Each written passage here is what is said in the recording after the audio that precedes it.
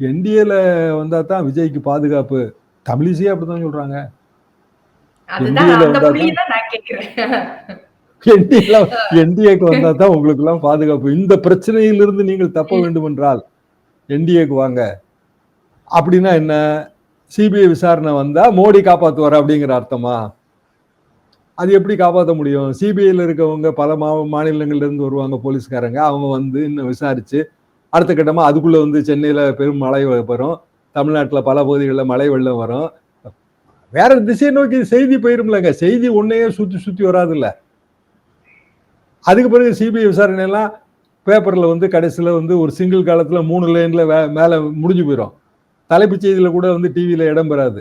போற போக்குல சொல்லிட்டு போவாங்க, இன்று சிபிஐ விசாரணை நடந்ததுங்கிற கதை தான். ஆனா விஜய்ங்கிற ஒரு தாவேகா இது வந்து என்ன பண்ண போகுதுங்கிறதா அடுத்த கேள்வியா நாம அப்படிதான் பார்க்கிறேங்க. அந்த கட்சிக்கு இது ஒரு பெரிய டெஸ்ட்.